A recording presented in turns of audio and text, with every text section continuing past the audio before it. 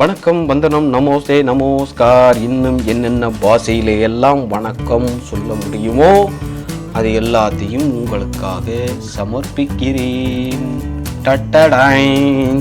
தேதி வேற 2 ஆயிடுச்சு, 4 மாதம் வேற ஓடி போயிடுச்சு. இல்லை என்ன ரெசல்யூஷன் எடுத்தோங்கிறதே மறந்து போயிடுச்சு. ஆனால் நான் எடுத்திருந்தேன் இந்த வாழ்க்கையை எப்படி ஆன்மீகத்தோடு இணைச்சு கொண்டு போகிறது அப்படின்னு. ஆனால் அதுக்கு ஐடியாவே கிடைக்கல.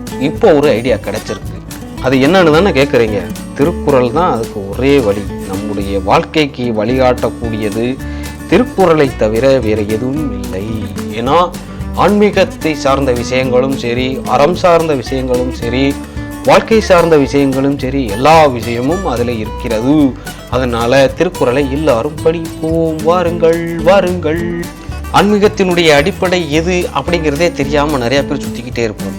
ஆன்மீகம்னா நம்ம கோயிலுக்கு போனாதான் ஆன்மீகம் அப்படின்னு நினச்சிட்டு இருப்போம். ஆனால் அது கிடையாது அப்படிங்கிறத திருவள்ளுவர் இவ்வளோ அழகாக சொல்கிறார் தெரியுமா?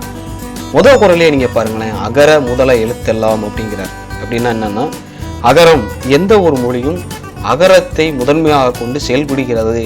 அதே போல உலக உயிர்கள் அனைத்தும் இறைவனை முதன்மையாக கொண்டு செயல்படுகிறது.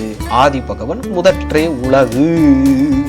அடுத்தடுத்த குறள்லையே திருவள்ளுவர் நம்மளை அப்படியே மெய்சில் இருக்க வச்சுக்கிட்டு போய்கிட்டே இருப்பார். அவருடைய வார்த்தைகள்லாம் அப்படியே கேட்டோம்னா ஆஹா ஆஹா என்ன ஒரு அருமையான ஒரு விஷயம் அப்படியே போய்கிட்டே இருக்கும்.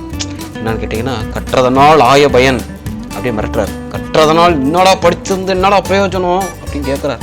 கற்றதனால் ஆய பயனின் கொள் வாளறிவன் நற்றா தொழார் எனின். இறைவனுடைய பாதங்களை நீ தொழலைன்னா நீ படிச்சிருந்து என்னடா பிரயோஜனம் அப்படிங்கிறார். அப்படியே நீங்கள் பேரலாக திருவாசகத்துக்கு வந்தீங்கன்னா முதல் வரியே அதை தான் சொல்கிறார். நமச்சிவாய வாழ்க, நாதன் தாழ் வாழ்க, இறைவன் நடி வாழ்க. பாதம்ங்கிறது பெரிய விஷயம். அதனால் திருக்குறளை முழுமையாக கற்றுக்கொள்வோம், வாழ்க்கையில் முன்னேறுவோம். அடுத்த பதிவில் கண்டிப்பாக உங்களை நான் சந்திக்கிறேன். அன்புடன் இறையன்பன்.